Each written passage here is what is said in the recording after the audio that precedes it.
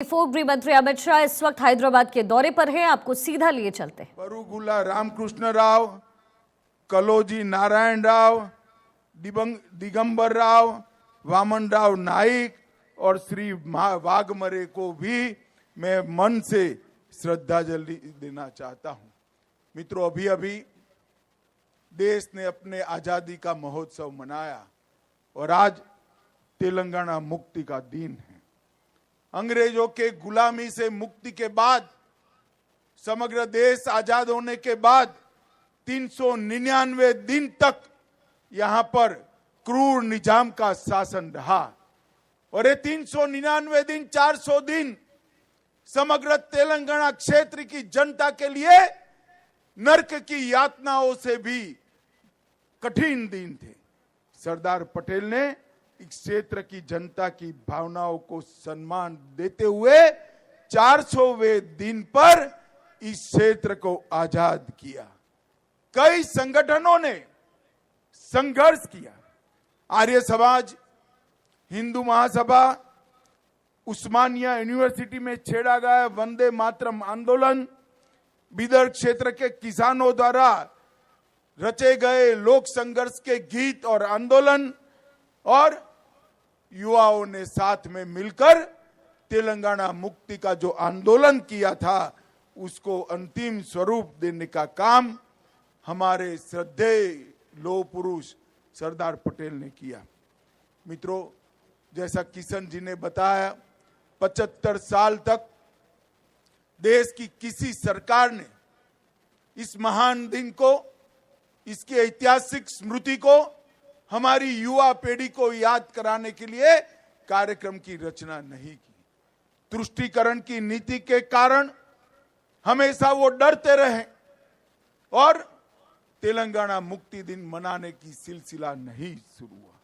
मैं देश के प्रधानमंत्री नरेंद्र मोदी जी को बहुत बहुत साधुवाद और बधाई देना चाहता हूं कि 17 सितंबर को गत वर्ष जब 75 साल हुए, उन्होंने एक नई परंपरा शुरू की। 17 सितंबर को सांस्कृतिक मंत्रालय तेलंगाना विमोचन दिन मनाएगा और वो महान शहीदों को श्रद्धांजलि देकर हमारे नई पीढ़ी को ये संघर्ष की याद दिलाएगा। मित्रों, इसके पीछे हमारे 3 उद्देश्य हैं। एक, नए पीढ़ी को, बालकों को, किशोरों को ये महान संघर्ष की याद दिलाना और देशभक्ति के संस्कार से सिंचित करना। दूसरा, उन शहीदों को श्रद्धांजलि देना जिन्होंने हैदराबाद मुक्ति के लिए काम किया। और तीसरा, अपने आप को राष्ट्र को पुनः समर्पित करना कि शहीदों ने जो स्वप्न देखे थे, इस प्रकार के राष्ट्र की निर्मित के लिए हम आगे बढ़े।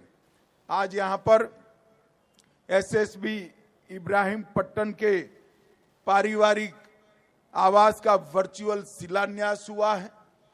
एसएसबी की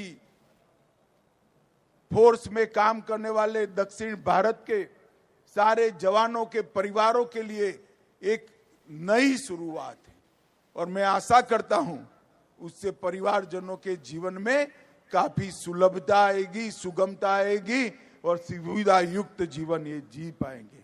आज यहाँ पर प्रसिद्ध पत्रकार और शहीद शोएबुल्ला खान और रामजी गोंड दोनों की स्मृति में डाक टिकट भी जारी किए गए हैं और आज यहाँ दिव्यांग भाइयों और बहनों को भी बैटरी से चालित ट्राइसिकलर का वितरण भी करने वाले हैं, क्योंकि आज हमारे प्रिय प्रधानमंत्री नरेंद्र मोदी जी का जन्मदिन है और उसको हम सेवा दिन के रूप में भी मनाते हैं। आज ही के दिन मोदी जी का जन्म हुआ और विगत 9 वर्षों में आजादी के लिए संघर्ष करने वाले हमारे आजादी के नेताओं ने जो स्वप्न देखे थे, वो भारत के निर्माण के लिए मोदी जी के नेतृत्व में देश बहुत आगे बढ़ चुका है। 11वें स्थान पर जो रही थी हमारी अर्थव्यवस्था 2014 में, वो आज 5वें स्थान पर आई।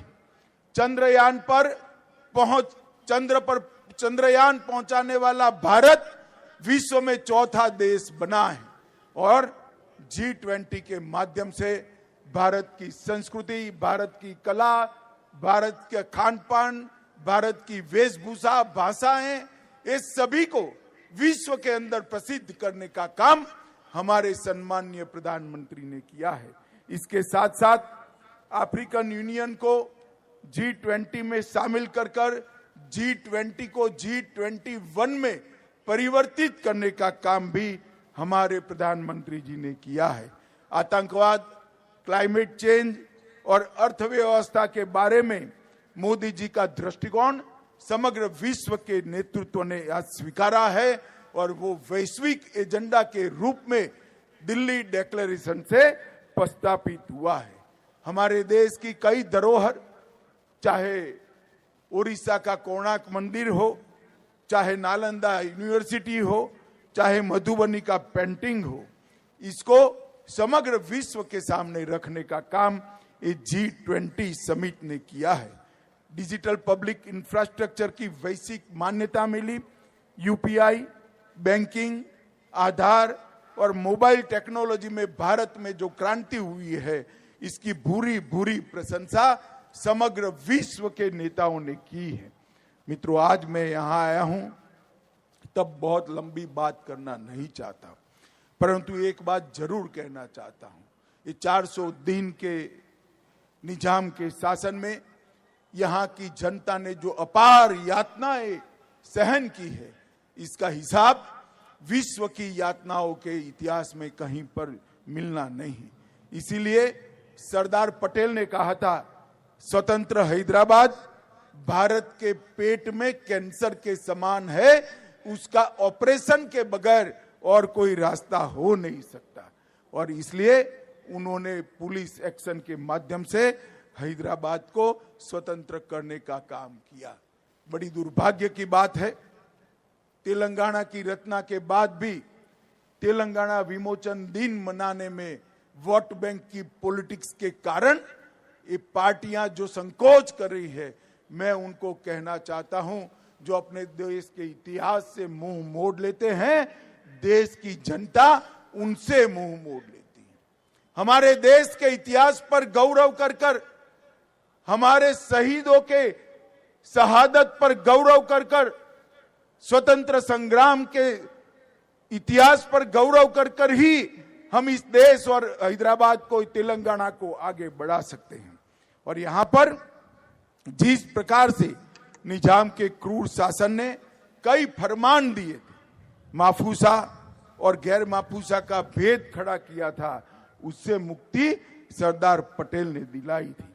कई ऐसी घटनाएं हैं जिसके जिक्र से भी आज रोंगटे खड़े हो जाते हैं।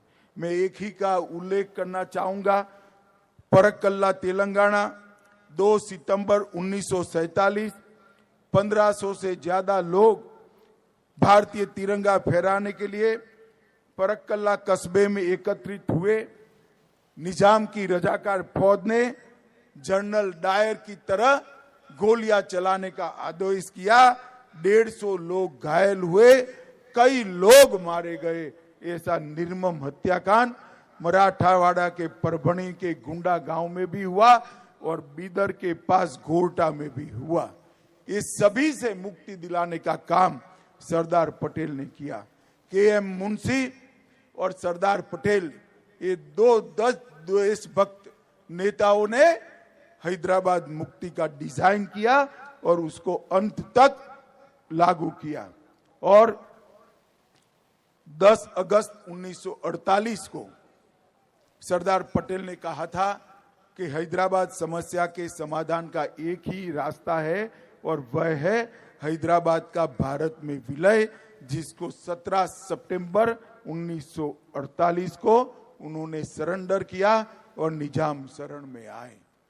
मित्रों, आज मैं तेलंगाना राज्य की जनता को, कर्नाटक के कल्याण कर्नाटक की जनता को और मराठावाड़ के महाराष्ट्र की जनता को कहना चाहता हूं कि ये जो दिन है, ये दिन की स्मृति जो है, हमारा संघर्ष है, हमारे शहीदों का बलिदान है, उसको युगों युगों तक हम याद कर कर रखे, जिससे आने वाली पीढ़ियां इससे प्रेरणा ले और देश के विकास के लिए अपने आप को समर्पित करे।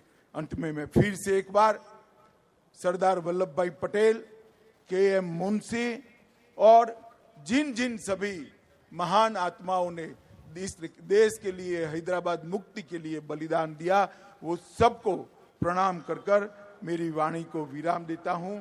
मेरे साथ फिर से एक बार बोलिए, भारत माता की, भारत माता की।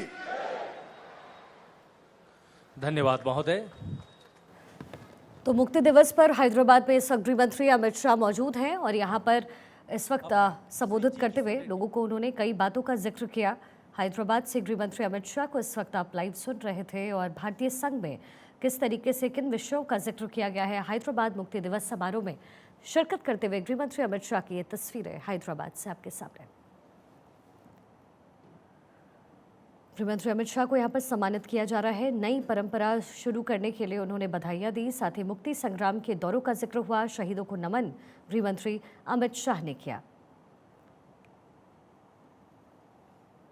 आज ही के दिन हैदराबाद की विरासत का विलय भारत में हुआ था और क्या कुछ योगदान रहा है उस समय, और हैदराबाद के विलय में कई अहम बातें थी जो सामने उस वक्त आई थी, और एक्सेशन पर सिग्नेचर के वक्त किस तरीके से प्रयत्न किया गया तत्कालीन प्रधानमंत्री जवाहरलाल नेहरू की तरफ से, और इसके साथ ही जो दारोमदार ये पूरा काम रखा गया यानी विलय करवाने का, एक्सेशन सिग्नेचर्स का, इसका जिक्र भी गृह मंत्री अमित शाह कर रहे थे। हैदराबाद बेहद अहम है भारत के लिहाज से, और मुक्ति दिवस पर हैदराबाद में इस वक्त गृह मंत्री अमित शाह की मौजूदगी है। प्रधानमंत्री मोदी का जन्मदिन भी आज, और ऐसे में हैदराबाद के दौरे पर गृह मंत्री अमित शाह पहुंचे हुए हैं। उन्होंने कहा ये दिन अटूट देशभक्ति का प्रतीक माना जाता है और आज ही के दिन हैदराबाद का विलय भारत में हुआ था।